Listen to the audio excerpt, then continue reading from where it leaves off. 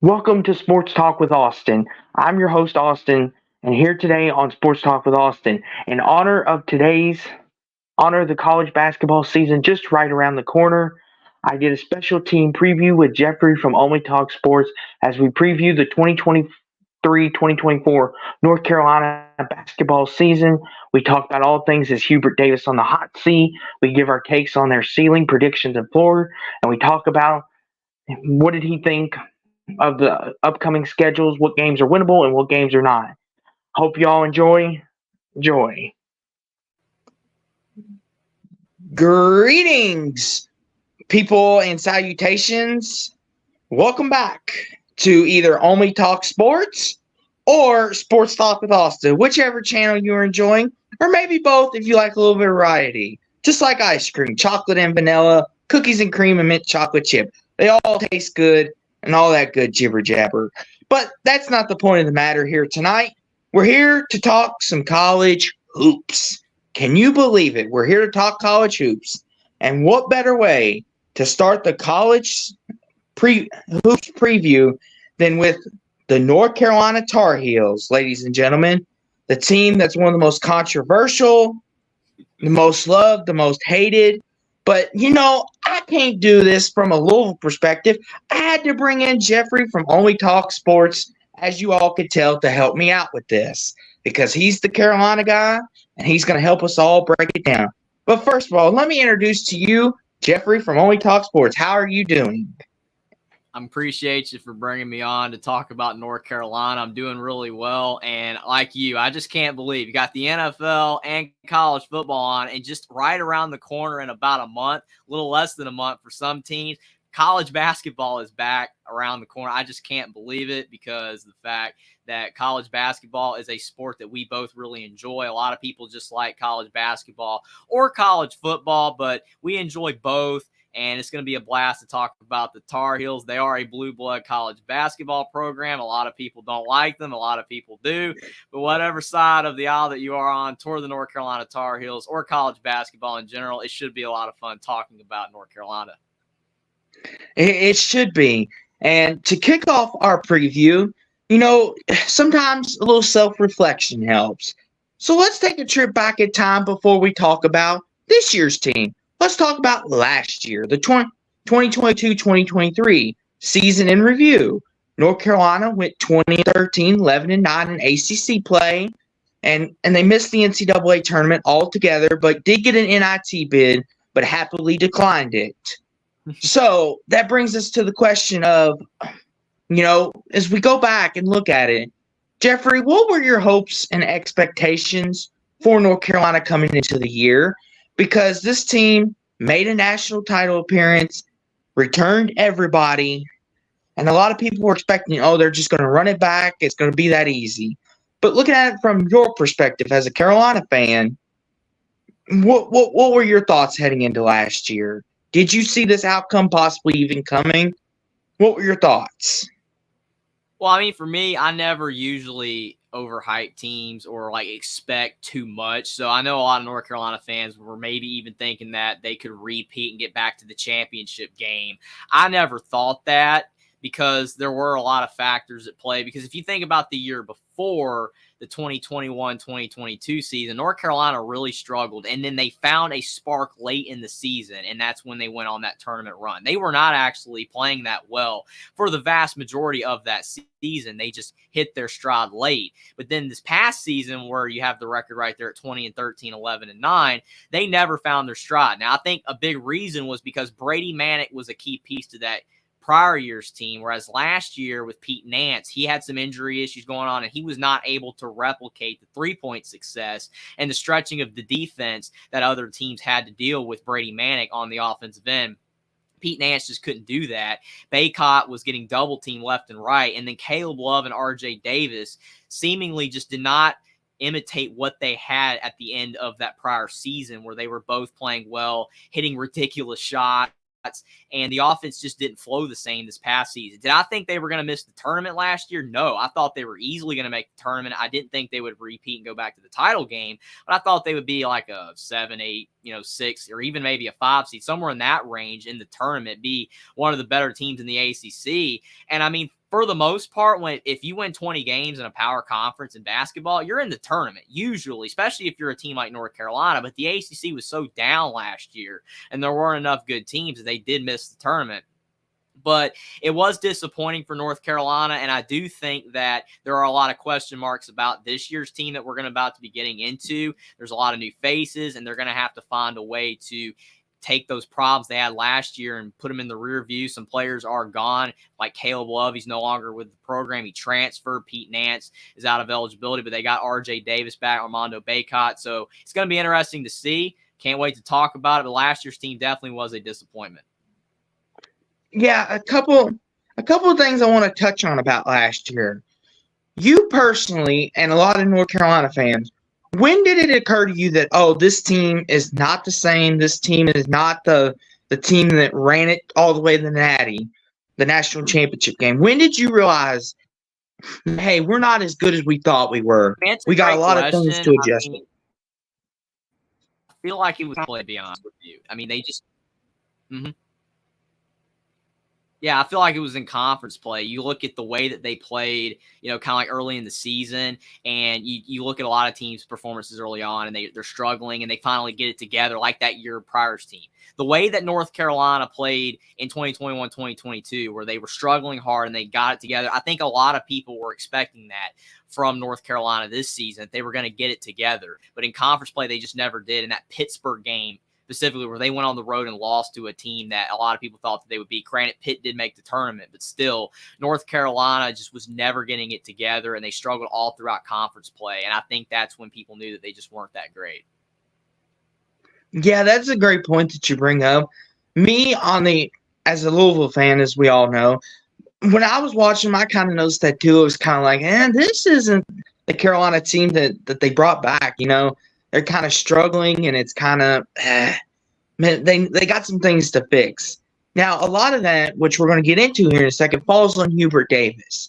Do you think, coming off that championship game performance, do you think he had a lot of pressure, knowing that, hey, my first year, I'm replacing Roy Williams. I get him to the Natty. This is cool. But now the fans are like, oh, we have expectations for you. We expect you to be like Roy Williams, get us there and win it. Or at least get us there every year, or get us to a Final Four, in your opinion?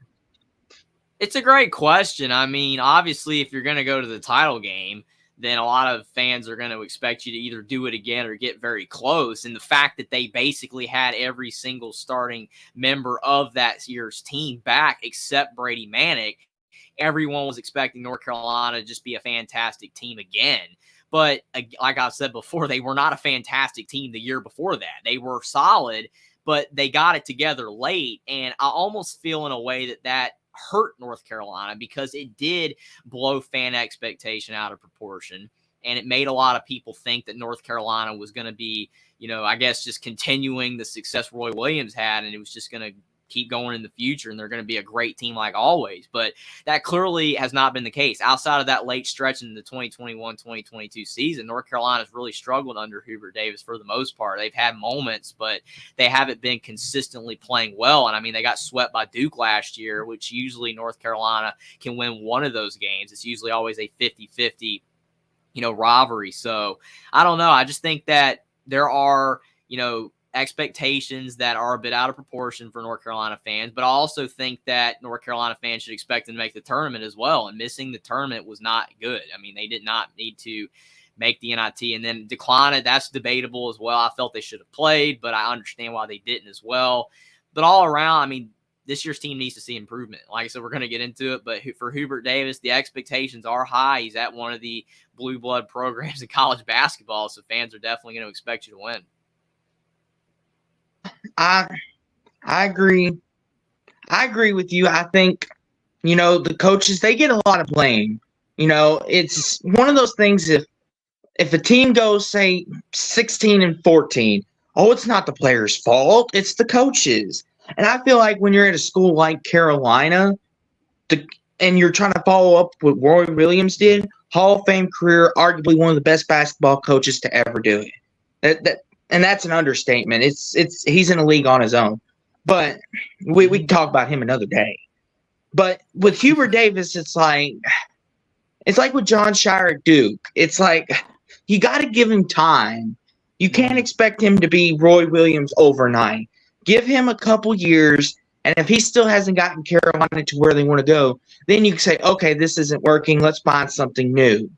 But it's been 2 years. It's kind of like give the guy some time. One more thing I wanted to touch on about the last year's season. Do you think that this helps Carolina, or do you think this hurts them in the long run in terms of the way the team responds and the way Hubert Davis is going to coach him going forward, knowing that he's had this experience of, hey, this wasn't our best season, but we still won 20 games and we still won 11 conference games? Or do you think it hurts them and their confidence and the fan base begins to turn against them a little bit, in your opinion? Well, I think having the season that they did last year puts more pressure on Hubert Davis to turn it around and do better this season. But in a way, it kind of helps because all you have to do basically to be better than last year is just make the tournament.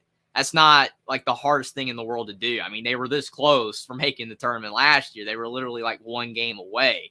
So, and you've, brought in new talent, which we're going to get into. And I think that North Carolina, being probably one of the more talented teams in the ACC, like they usually are, but they still have a lot of talent. It's not going to be the most difficult thing in the world to make the tournament. I just think that the biggest thing that hurt them last year was not giving the players on the roster defined roles, especially Caleb Love and RJ Davis. Not saying, hey, RJ Davis, this is your team. You're the point guard. Caleb Love, play more off the ball. They kept splitting the point guard duties, and it did not work out, especially when Caleb Love was taking a lot of threes that he was not making last year, that he was making in the NCAA tournament the year before that.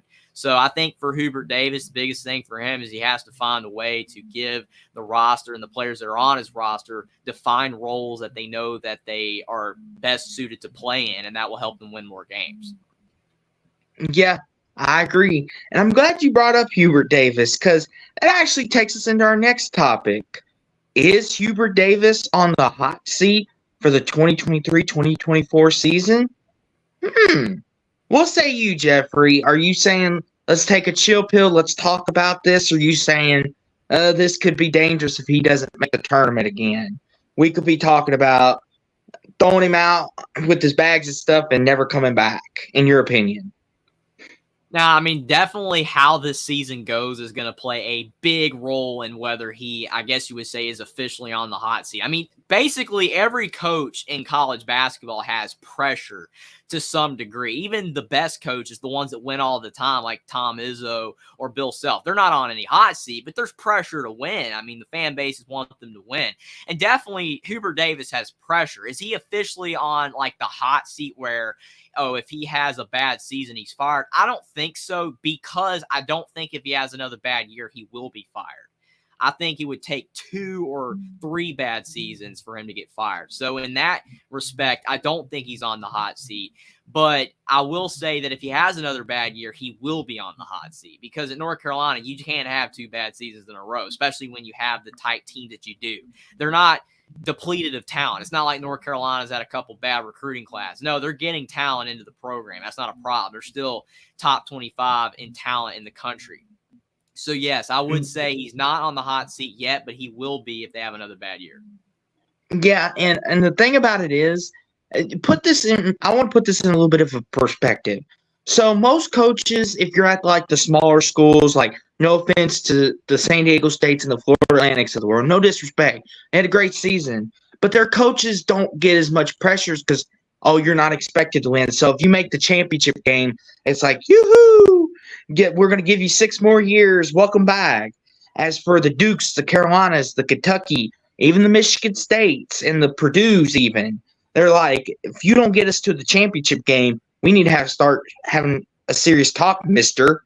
And it's like, that's kind of like one of those things that, I don't know about you, Jeffrey, but in Carolina's case, it's like, especially when you have to follow a legendary coach like I mentioned earlier, it puts even more pressure because the fan base almost have unrealistic expectations of, we expect to be this. Is this because Roy Williams, this is what he did for us. So Hubert Davis, we expect you to do this every year, no exception, no ifs, ands, or buts. Do you think that could be overdone at times, especially at some of these bigger schools? Would it be better if they took a philosophy like some of the smaller schools? I mean, to an extent, it depends on the situation, though. I mean, if you have a coach that's trying his best and like there's just certain things not working out, like just say you have a roster and half the players get injured a season or whatever, and then like the next year, you maybe a couple of those guys leave or they're out of eligibility, and maybe they transfer, go pro, whatever, and then you don't have as good of a season again, and then you get fired. It's like, okay, you don't want to make excuses, but you can say, well, these are reasons why things didn't work out. But if you have a coach and you have like a team that is super talented, has all of the pieces to win, and you're not doing it, and then fans are like, okay, why are you getting top 10 recruiting classes? Why are you having all of this success? You've got all the NIL money in the world to work with, and you're barely making the tournament, or you're missing the tournament, or in like football, you're barely making bowls or even missing bowl games. That's reasonable in that respect. So I would say sometimes fans go a little overboard and, I guess you would say put too much pressure, too much expectations on a coach. But in some situations, the fans have a reason to be upset because everything is going that school's way, except the fact that they're not winning, whether it's just the coaches aren't putting, the best philosophy out there on the court for the players to win, or they're just not getting, I guess you would say, the right players that fit the system that they want to run. And then it becomes a problem where, okay, if we can get a new coach that will actually get these players to have success, then that's what we're going to do because we have the money as a program to do it and we want to win. So it depends on the situation. Sometimes the fans are, I guess you would say, in the right, and sometimes they do go a bit overboard. Yeah, and once again, it comes back to North Carolina being that brand. Well, hopefully Hubert Davis can get things back together. And, he's got a bunch of talented players coming in this year. And that takes us on to our next subject. Let's meet the 2023-2024 North Carolina Tar Heels. Let's talk about this team. Let's talk about them, and let's start by talking about their potential starting lineup.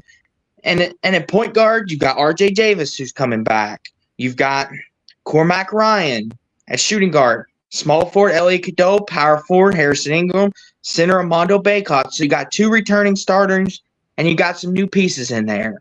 Just talk to me about what you think of this potential starting lineup, some key players, and talk about maybe the veteran leadership that R.J. Davis and Bacot should bring to this younger group. I think, to be honest, what North Carolina did in the offseason with the additions that they made, they were key because I was a bit concerned after Caleb Love transferred and, you lost Pete Nance to eligibility. And there were a lot of North Carolina fans that, they were mixed on Caleb Love. A lot of them were like, okay, Caleb Love struggled. He was chunking up a bunch of threes that he shouldn't have been taking. It worked for brief, but for the most part, it did not. Maybe our offense will be better with, potentially, I guess you would say, more guards that take better shots and within the flow of the offense. But you had to get those players. And when Caleb Love first transferred, North Carolina didn't have those players. So I was like, okay, the portal's wide open. Obviously, North Carolina being the brand school that they are, I think they can get some good players, but it wasn't a guarantee. But they did a good job in this offseason. But I will say, though, that it was really smart for North Carolina to get R.J. Davis and Armando Bacot back because of the fact that those two players are, guys that were really successful for North Carolina last season. And R.J. Davis is a guy that I feel like made less mistakes than a guy like Caleb Love. He took better shots. He didn't make, as many ridiculous threes. He would take some shots that were really difficult, but for the most part, he was a more grounded player, and he's a really solid passer, and he has a lot of experience playing in a ton of ACC games. And then you look at Armando Bacot, he's a center, and he is a guy that you do not want to lose. You don't want him to go pro and then have no replacement. You want your players to go pro to be able to show off, hey, we got a lot of guys that go to the NBA. It's always a good look, but I don't know if Bacot was ready for the pros. He has more things that he needs to work on to get there. But having R.J. Davis and Armando Bacot back, getting these new guys as well helps, but getting those two guys returning from last year's team, the two guys that I think most fans of North Carolina realize, basically, you would say they were not really the reason North Carolina struggled last year, R.J. Davis or Armando Bacot. So they're getting them back was huge. Then you bring in Cormac Ryan, who he's not dynamic like Caleb Love, where he can go off the dribble and draw a million fouls, or even sometimes hit those crazy threes. But Cormac Ryan's just a solid player, the transfer guard from Notre Dame. He's going to be a guy that's going to make more percentage of his threes than he did at Notre Dame. Because when he was at Notre Dame and when he was at Stanford, because he transferred from Stanford before that, Cormac Ryan was not surrounded by as much talent, and he did not shoot the ball that well from the three-point line. I think his three-point shooting percentage is going to go vastly at North Carolina, being surrounded by better talent and having R.J. Davis pass the ball to him instead of North Carolina having to share that backcourt with R.J. Davis and Caleb Love, where it kind of got messy at times. And then Elliot Cadeau, he's just a fantastic freshman. He's young, and he reclassified, so it's always an issue on whether he's going to be ready for college basketball. But I think that he will, and being able to learn from older guys like R.J. Davis and Cormac Ryan, especially if he starts, which I think he will more than likely, I think it's going to definitely help his development. And it's always good to have young talent in addition to veterans. It's like the best, mashup you can possibly have. Having all older guys is good, and having all younger guys is good. But when you have older guys and younger guys, it's key. And then Harrison Ingram, transfer from Stanford. He's just an underrated player because he was a 5-star recruit that a lot of people have forgotten about because he went to Stanford. Didn't really shoot the ball well from three. But like with Cormac Ryan, when you're not surrounded by as much talent, you're the focus of opposing defenses. It makes your three-point shooting go down. I think his three-point shooting is going to go up at North Carolina, just like Cormac Ryan. I think this is a great starting five for North Carolina, and it shows you how well that North Carolina can bring talent in. Hoover Davis did a good job of that, and with the two returning players of R.J. Davis and Armando Bacot, it gives North Carolina a chance to be much better this season. Yeah, I agree with a lot of those statements. I think it's very interesting, though. I'm surprised Caleb Love didn't want to stay, though, because as you can see, Cormac Ryan is in his place. You would think he would be able to win the job there, but instead he decided to go elsewhere. Do you think that's just something he wanted to test new waters, or do you think he thought maybe North Carolina he'd eventually get benched? What do you think the situation with that is?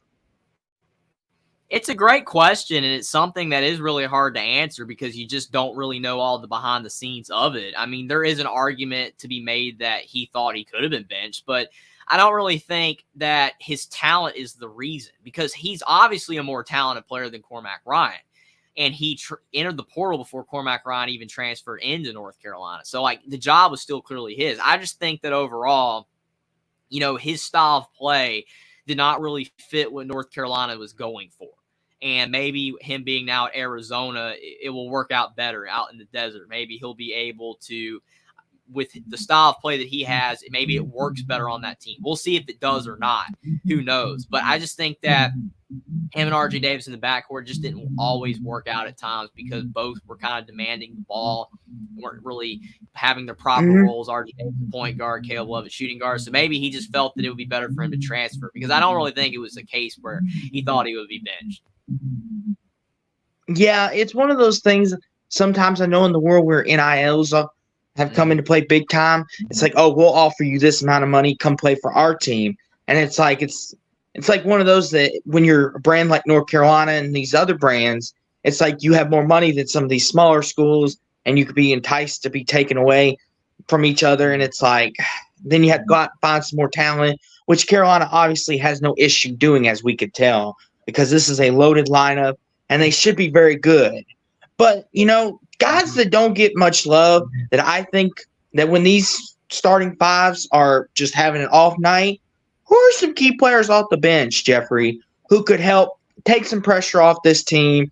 And, when either Armando Bacot, R.J. Davis, Ellie Cadeau, either one of those starting fives, who's going to come off that bench and give you that little extra juice to maybe help you win a game or two, in your opinion? This is going to be a really key factor for North Carolina because last season their bench did not contribute at all whatsoever. It was basically the starting five, and it really was the year before that as well. And there's nothing wrong with that. There's a lot of teams that operate where the starting five does the vast majority of scoring. We saw Creighton last year. It was basically their entire starting five and nothing else. And there were other teams like that. And there's nothing necessarily wrong, but if your starting five is tired or just not having their greatest game, you need the bench. The bench can sometimes just be a spark. And this year's team, I think this is probably going to be one of the biggest factors on whether North Carolina is better than last year, is because they actually have some quality bench players. Jalen Withers, a Ford transferred from Louisville. Sorry, Austin, but he definitely was a solid player for the Cardinals. He decided to go to North Carolina, and I think that he's probably one of the best options to play behind, potentially Armando Bacot, because North Carolina doesn't have a lot of center depth. That's the one issue that they have. They have a lot of guard depth, but they don't have a lot of center depth. But he's a guy that could play behind him, or he could play possibly behind Harrison Ingram as a power forward. Jalen Washington is also another forward that can play behind Bacot as well. Both those guys are going to be solid off the bench. Withers is a senior as well, which is pretty key, because when you have older guys on the bench, that's just a lot of experience. They also have Paxton Wojcik, who's a senior guard that transferred from Brown University. He's a 6'5" guard. He'll probably play behind Cormac Ryan, and he's a pretty good shooter. So I think those three guys are the main key. They also have Zayden Hyde, who's a freshman that I think will get better, and Seth Trimble, he's a guard, and Zayden Hyde's a forward. So those are like the 10 guys I think will play. But the main three that I think will get the most attention are probably Paxton Wojcik, and then the other two being Jalen Withers and Jalen Washington. Now, for all North Carolina fans, including Jeffrey, he's just Jalen Withers. He is a streaky shooter. When he gets hot from three, he can light up a team. But he plays really tough on defense. He's very intense. He gives you everything he has. But he's kind of like Caleb Love and R.J. Davis. When he's not hitting, it sometimes can be rough. And it seems like Carolina loves those type of players. I don't know. Like, they seem like they love those Steph Curry types that when they're hot, they're hot. There's no stopping them. But when they're off, they're off. And that could sometimes either be really good if your team's just loaded from front to bottom, so to speak, front to back, not the bottom. But you get what I'm saying. It's just one of those things. It's like Withers, he's a really good player. I hate to see him go because I would have liked him to stay his final year with us, but he figured Carolina got better chances to get to where he wants to go to win a championship. We're kind of rebuilding, but Carolina, they're more of the team that they're ready to win now, and they have all the pieces in place. But he's going to be really crucial because he could he could stretch the floor more for you than maybe some of the other guys could. And it's very interesting. And, Jeffrey, we haven't even gotten into the most fun part of this yet. We got to talk about who North Carolina is going to play. And let's start with the key non-conference games, because this is we're like kids on Christmas when it comes to this. So, obviously, Carolina's got dates with Tennessee, UConn, Kentucky, the Battle for Atlantis tournament, and Oklahoma. Out of all those games, Jeffrey, which ones stick off the page to you? Which ones are you most nervous about? Which one you're most excited about? Just take me through it. Yeah, definitely. Conference games are great, facing the familiar foes, but when you get these massive non-conference games, this is almost like the most fun part of the sport, especially when you're having them around Thanksgiving and Christmas. These games are always so much fun.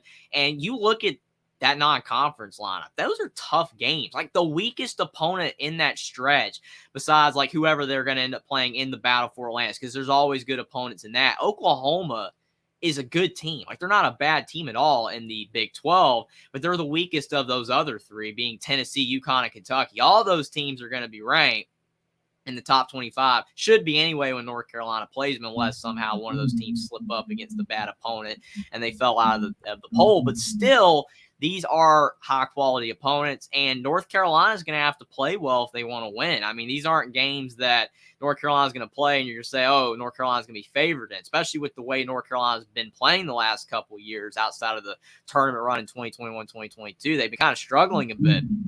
UConn obviously just won the title, so you're playing a team that is defending a national championship. So that's a big deal. That's going to be a huge game. So I'm really looking forward to that. I mean, you don't want to really make predictions already and say there's no shot North Carolina can't win, but that's a game UConn's going to be favored in. Kentucky's a weird one because of the fact that North Carolina has more experience with Bacot and with R.J. Davis and Cormac Ryan, Jalen Withers. These are all older guys, whereas Kentucky's all freshmen. Like, their entire roster is still all freshmen for the most part. So it's going to be interesting to see that young freshman talent for Kentucky battle the more experienced players in North Carolina. I can see that one being more of a coin flip going either way. Tennessee, they're an interesting team because they always disappoint in the tournament, but they play better in the regular season. So it's like if North Carolina's playing in the tournament, I'd be saying that North Carolina's probably favored, but against Tennessee in the non-conference, that's when Tennessee plays better usually. So, yeah, I would say Tennessee probably has a better shot to win that one. But obviously North Carolina can win all the games. They could lose all the games. They're talented enough to do that. And obviously they have enough flaws that they could lose them all. But it's a good non-conference schedule, and I'm looking really forward to these games. And as long as they just go at least, I guess you would say 50%, they win half of these, that would be a success. Now, the interesting thing about these non-conference, you mentioned looking at them, the weakest one is Oklahoma. It's always the weakest one that gets you, too. Have you ever noticed that? You look at a schedule and you say, oh, yeah, like we get Tennessee, UConn, Kentucky. And that's, I'm sure, what Carolina's fans have been like, oh, yeah, Oklahoma's the weakest. We should handle this. And then it's like Oklahoma somehow beats you by 20, and it's like, where did this come from? And Oklahoma's done this before. Everyone remembers Alabama last year when they ran them off their court. And everyone thought Alabama should have had that one. That was not their toughest game they were going to play. And same thing could happen with Carolina, especially if they take them lightly. Because you look at that stretch, like you said, Oklahoma would be considered the weakest one of this stretch. But that don't mean Oklahoma can't play. And in the Battle for Atlantis tournament, who knows who you're going to get there. Mm-hmm. And then UConn, that's another game. More than likely, like you said, UConn's going to be the favorite. They're defending the title. They want to keep it. They don't want anybody else to have it. Kentucky's always a coin flip. Those games normally flip-flop between who wins.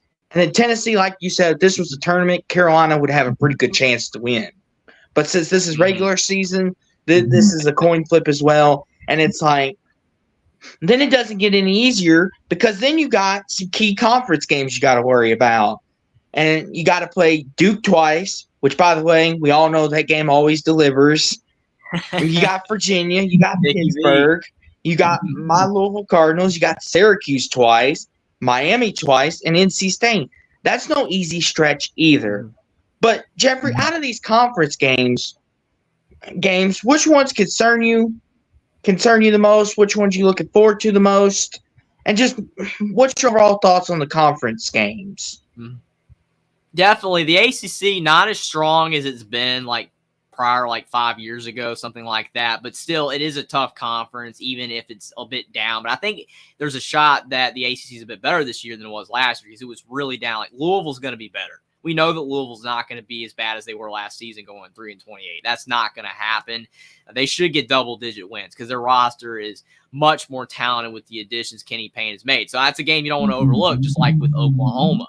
Duke, like you said, it always delivers. For North Carolina, just win one of these games. Get back to winning one because that's what these two teams do. Duke wins one, North Carolina wins one. Doesn't matter if it's at the Dean Dome or if it doesn't matter if it's at Duke as well. It does not matter.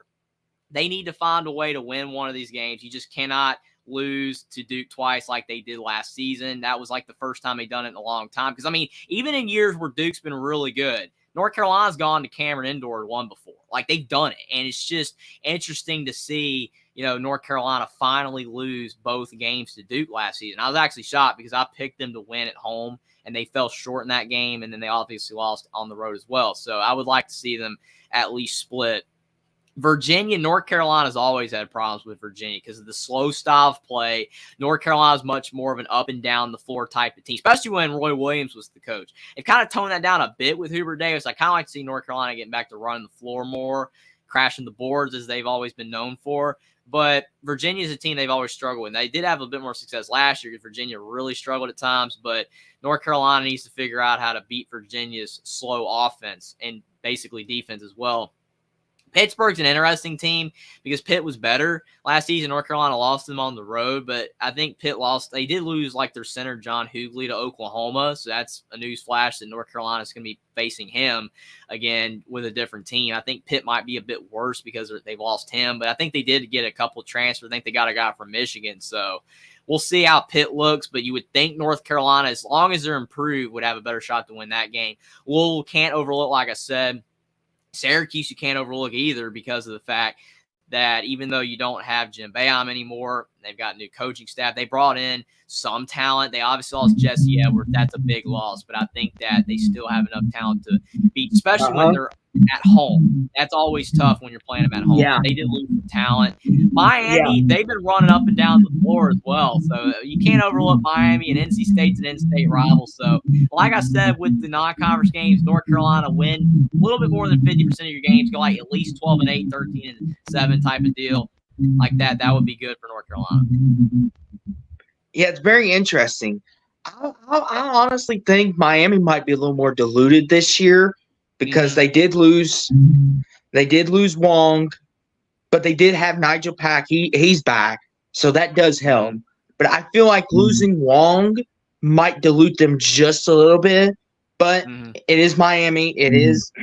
They are the program. It's always a good game. Syracuse is interesting. New head coach, new team basically because Jesse Edwards transfer, and you playing them once at home, once in the dome, and that dome has always been terror, whether it's football or basketball. Just ask either one of us because we both have experienced it. And then obviously Louisville, my team. I think Carolina, Louisville, they always seem to play pretty tight to one another. Last year, I think, was really the first time y'all have kind of ran us off the court. Pittsburgh, they were a tournament team.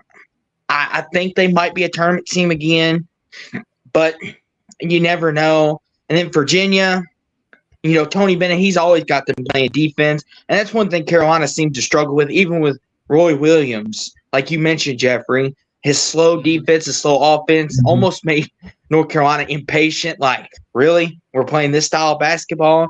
And the Duke, it always delivers. Let's hope this year you don't get swept.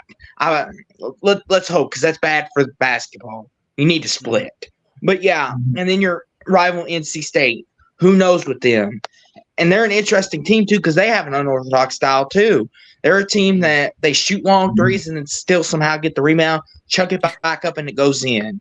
And it's like, it's unbelievable. There's a lot of teams in the ACC. I think it'll be a lot more competitive this year. And I'm just very curious to see what happens. I'm looking forward to it. But now that we have gotten all this out of the way, it's time for us to make our predictions, ceiling predictions of 4 for this year, for the 23-24 season. And Jeffrey, I'll let you start with the ceiling, and then I'll give my ceiling. Yeah, I mean, it's a tough schedule, so, I mean, I think that kind of hampers possibly as many wins as North Carolina can get, because especially that non-conference, and we don't know how the battle for Atlantis is going to shake out, and you've got those tough games against, Kentucky and Tennessee and UConn. I mean, even if North Carolina's having an elite season, it would be hard for them to win all those non-conference games. That's highly unlikely. It would be hard for them to win both Duke games. That would be pretty tough. But, I mean, there are a lot of winnable games in the ACC because, like I said, the ACC is not as good as it was 5 or 6 years ago, but it does look like it's going to be a bit better. But I think, like, if everything went North Carolina's way, if they just gel. Now, this is the absolute best because they haven't shown that outside of the tournament 2 years ago, really anywhere near, an elite team since Roy Williams. But I think if everything went their way, if the bench plays well, if the starting 5 gels and RJ Davis can command the team, you don't have, like, the Caleb Love problem where you had a mess at point guard, revolving door there, and you have guys knowing the role and they're playing good offense and defense. I think that North Carolina could go something like, I would say something in the neighborhood like 24-7, and probably, I guess you would say in the conference, maybe like 15-5 or 14-6. I think that's the best that they can do. I mean, 25-6 is like the most high that they could get, but I think 24-7 is more realistic for a ceiling. Yeah, I'm kind of with you on that. I think 25-7. 24-8 maybe, because there is a lot of tough, interesting games in there. Battle for Atlantis tournament, like you said, who knows how that's going to shape out. But I think if North Carolina doesn't make the tournament, I would say it's a disappointing year. I would say that's the absolute ceiling. At least just make the tournament, get to the Sweet 16. That would be like my absolute ceiling for them. Now, as far as prediction goes, I think personally for me, my prediction is Carolina. I think it's going to finish second in the ACC standings. I think they're going to get it turned around. and I think they make an Elite Eight appearance this year. I have a little high hopes for them. I think that they're going to get it right. Hubert Davis has got a roster to do it. My prediction is they go to the Elite Eight this year, hopefully. That's just my early prediction. Things could change. But, Jeffrey, what about you? What's your early predictions? Yeah, it's a great question. I mean, definitely that would be amazing for North Carolina if they went to the Elite Eight, and that would get a lot of fans back on the Hubert Davis train. I think that that's their ceiling for the tournament. I think they can get there. But for my prediction, I would say that I think they can get to a Sweet 16 or round of 32. That's realistic. I mean, obviously they had the big run, and then last year they didn't do anything at all. Went to the NIT and didn't play. So I think they're going to get somewhere in the middle. I think they'll go like to the Sweet 16 around 32, and they'll go like 22 and I think that would be about 9. It's 31 games, 22 and 9, and probably 13 and 7. I think that's what they'll do. Now, I know Carolina fans probably don't want to hear this, but Jeffrey, what's the absolute floor? Like, what's the worst that could happen this year? If you're just sitting there watching a poll, what's the worst you think that could happen? What's the floor for this team? I think that the floor is basically what they did last year, because I feel like that was the floor. The floor was them missing the tournament, and that's what they did. So there's a shot that North Carolina would miss the tournament. I think it's less likely because I think the ACC is going to be a bit better. So, like, if North Carolina won 19 or 20 games and that was like their floor, they probably would make the tournament with an improved ACC because the strength of schedule will be better and the quad wins and the resume and everything would be better. Because, like I said, most of the time, if North Carolina's winning 20 games, it's an automatic tournament berth. But last year they didn't because the ACC was so down. There really wasn't enough quality wins on North Carolina's schedule. Like, they only had one quad one win on that schedule. They won 20 games and they had one quad one win. That's just not going to happen this year. If they're winning 20 games, they're probably making the tournament. So I would say the absolute floor is either barely missing the tournament like they did last year or squeaking into the tournament, probably going like 20 and 13 or 19 and 14 and like 10 and 10 or 11 and 9 in the ACC. I think that's the floor. Probably them just squeaking in or barely missing. Yeah, I agree with you, Jeffrey. I think the absolute floor is missing the tournament again, and then all chaos is going to break loose because then the hot seat will begin to start for Hubert Davis, and then it'll be like a vote of confidence thing going on. Oh, Hubert Davis will be back for 24, 25, like they do in football. But yeah, that's the absolute floor, missing the tournament. I don't see a world where North Carolina has too bad of a year where it's like 7-10 wins. I don't think Carolina's ever going to get that bad. Like if it's like that, then there might need to be some reevaluations. But hopefully it doesn't get like that. But before we go, ladies and gentlemen, I'm going to do this with all my team previews, and I hope you join along, whether you're on my channel or Jeffrey's. What is one bold prediction for North Carolina this season that you believe could happen? You can go first, Jeffrey. That's a really interesting question because you can go a million different ways with that. I mean, you could say a bold prediction. They could win the ACC because that is possible. I mean, Duke's not, unbeatable. I think that with the roster that they, I guess you would say, have acquired, they're getting Filipowski back and they've got some 5-star freshmen coming in. I mean, they could win the ACC. You never know. Maybe Miami, Virginia can possibly do it, but it looks like Duke's front runner. But North Carolina, I would say a bold prediction is that they can win the ACC. It's not impossible. So you could go that route with it, or you could say something in the neighborhood of like maybe Harrison Ingram is like the leading scorer. I doubt that because RJ Davis or Baycott are the most likely. But I guess I would say probably my bold prediction would be that they win the ACC. It's very unlikely that it's going to happen, but that's a bold prediction that if they went like 14-6, because I said in my prediction that they would go like 13-7, possibly 14-6. If the ACC has chaos, they could somehow win the ACC that way. It would be rare for an ACC title winner to be 14-6, 13-7 in the conference, but it can be done if there are a lot of other teams that get beat a lot. So that could be a bold prediction, or Harrison Ingram being the lead scorer. It's not likely, but that's just bold possibility. I got one for you. My bold prediction for North Carolina is Armando Baycott will lead the ACC in blocks and rebounds. I think It happen. I mean, he's got a lot of size to him. He's a great guy. He can go up and rebound, and he's an absolute machine at the rim. I think he's due for a big year. I think he's going to bring up a lot of his draft stock. But that's my bold prediction for Carolina. I think he's going to lead the blocks category and rebounds in the ACC. That's just my bold prediction. It could be someone else, but that's my bold prediction. That's what I'm going with. And I hope you all have enjoyed this, on whoever's channel you're watching on, mine or Jeffrey's. This has been fun doing this with you, Jeffrey. I'm looking forward to it. But, ladies and gentlemen, we will be back. Well, possibly be back again, because the next team up is the Indiana Hoosiers, Jeffrey's other team. So we may be possibly back together for that again. Jeffrey may be dropping some more knowledge. And let's hope so, because I enjoy this, and I hope y'all doing too. But before we go, make sure y'all like, subscribe, comment for more great videos and great content coming your way on both sides.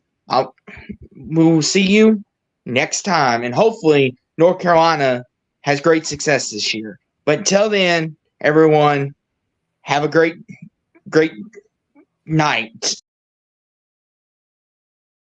For more great college football and college basketball and NBA content, don't forget to please like, subscribe, comment, share the video out. Let me know down in the comments below if you agree, disagree with any of my takes. Make sure you hit the like button. And as always, this has been Sports Talk with Austin, and I will see you all in the next video. Go Cards, everybody.